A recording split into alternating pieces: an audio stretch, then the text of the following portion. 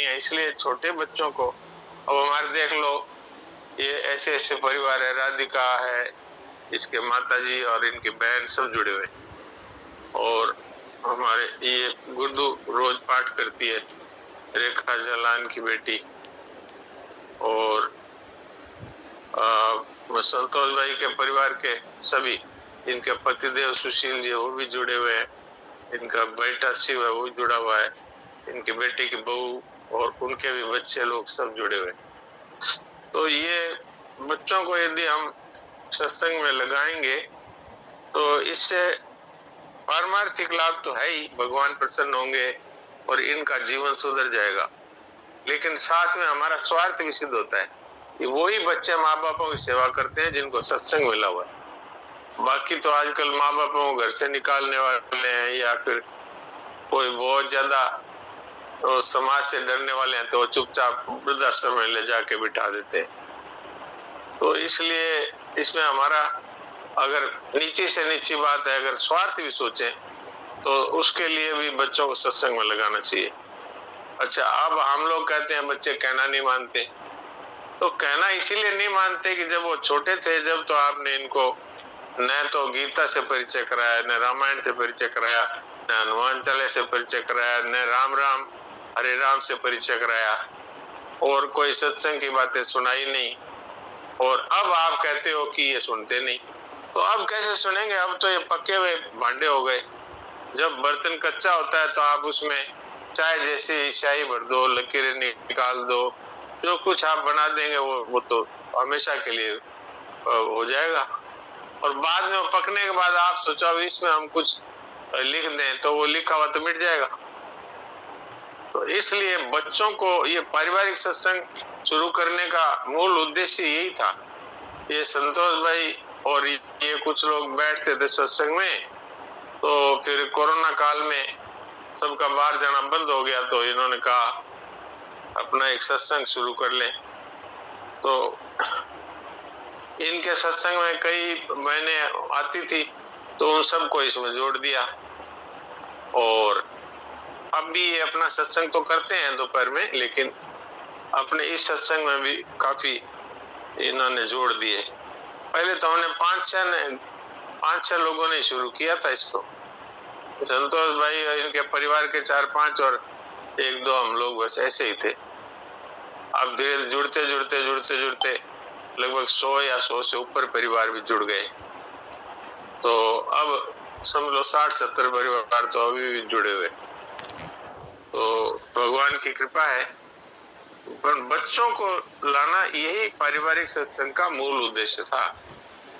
ठीक है, बाकी हम लोग तो अब अगर नहीं जुड़ते हैं तो कितना हमारा नुकसान है ये हम लोग जानते हैं, और बच्चे लोग तो जानते नहीं, वो नहीं जुड़ते हैं तो अपना खेल कूद में लग जाते हैं, या फिर मोबाइल में लग जाते हैं, या फिर और इधर उधर अपना समय बर्बाद करते हैं। और बच्चों में आजकल वो हो गया कि मोबाइल और लैपटॉप के ही चिपके रहते हैं पढ़ाई के नाम पर भी, तो उनसे कहो कि सत्संग करो, नहीं नहीं हमको तो ऑनलाइन क्लास हो रही है, ये हमको ये हो रहा है, हमको अभी ये पढ़ना है, हमको होमवर्क करना है, हमको ये करना है, वो करना है। तो आप चाहो कि वो 16 से 20 वर्ष के आसपास हो गए, अब आप चाहो वो लग जाए, तो अब ठीक है, आप अपनी कोशिश तो करो, पर अब आपके हाथ में नहीं रहता फिर। इसलिए मुझे याद है बचपन में मेरे पिताजी, हम लोग गांव के रहने वाले गरीब परिवार के लोग, तो कहते थे कि भाई हमारा सुबह का नाश्ता क्या होता था, रात की बाजरे की या मोट की रोटी और दही, रात को दही जमा दिया, सुबह दही रोटी खाओ और स्कूल जाओ।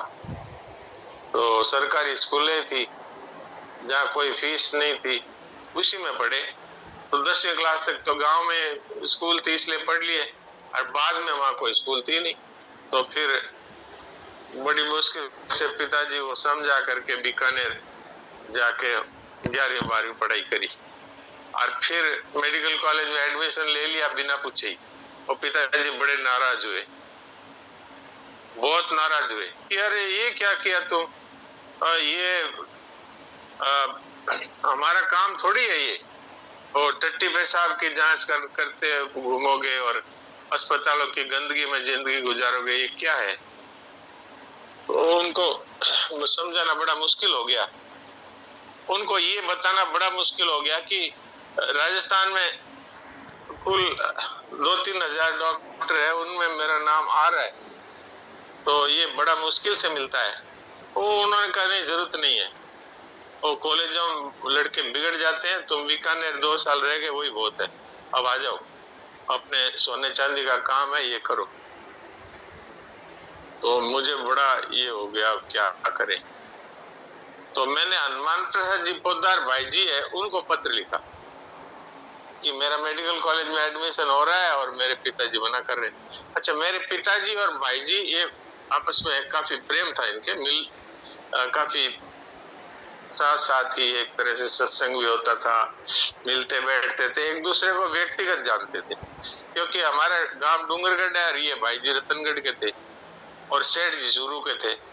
तो हमारा गांव चूरू जिले में ही आता था, अब बीकानेर में हो गया, चूरू जिले में ही था। तो हमारे तो ऐसे था, एक पारिवारिक सा हिसाब था। तो भाई जी ने मेरे पिताजी को पत्र लिखा कि भाई इसको आप मेडिकल कॉलेज में पढ़ने दो। तो हमारे पिताजी की इतनी श्रद्धा थी भाई जी में कि मुझे कहा कि अब तो ये जिम्मेवारी भाई जी की है, भगवान की है, अब तुम जाओ, अब पढ़ो। अब उसमें ये आ गई दिक्कत की पे की बेटा कैसे हो, क्योंकि साधारण स्थिति थी बिल्कुल, और हमारे गांव में से मैं पहला ही विद्यार्थी था जो मेडिकल कॉलेज में चुना गया। उस टाइम कहाँ लोग पढ़ते थे और कहाँ लोगों के पास, अच्छा हमारे पास तो व्यवस्था भी नहीं थी, फिर भी वो हाई स्कूल के हमारे एक टीचर थे, उन्होंने, पिताजी के मित्र थे, उन्होंने कह दिया ये लड़का ठीक है, इसको पढ़ने दो, इसके नंबर भी अच्छे आ रहे हैं।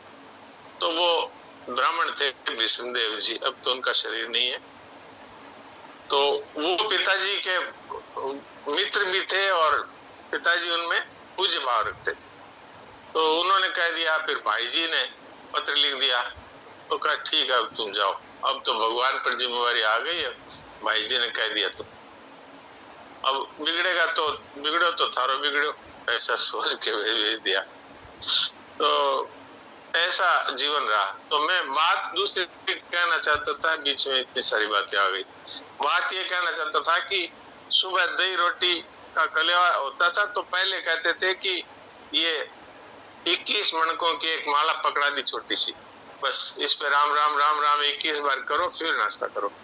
तो ये दिखने में तो छोटी बात दिखती है, लेकिन इसका संस्कार कितना गहरा, जिंदगी भर इसका असर रहता है, ये बात मुझे मालूम है। और फिर छोटा सा एक मंदिर था घर में, तो रोज मेरी माता जी है वो पिताजी के कहने से और भोग लगाती थी। तो कन्हैया की मूर्ति थी संगमरमर की छोटी, और वंशी लिए भगवान, तो उनको भोग लगाने के बाद ही भोजन मिलता था कि भाई भगवान का प्रसाद ये पाओ। और फिर थोड़े बड़े हो गए तो हनुमान चालीसा ये करो, तो हनुमान चालीसा पढ़े तब नाश्ता देते और फिर स्कूल जाओ। तो ऐसी थी, और गरीबी की स्थिति ये थी कि ये बुशर्ट के एक बटन नीला, एक बटन काला, एक बटन सफेद, ऐसे ही था, ऐसे ही होता था। और कहाँ पर था कुछ, कोई सब पैदल घूमना, वो स्कूल था एक गांव के बाहर, वही जाते थे।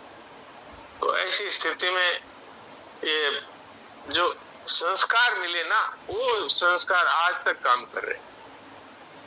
तो इसलिए मैं ये कहता हूँ कि भाई गरीब हो अमीर हो कैसे भी हो, बच्चों को सत्संग में बिठा दो।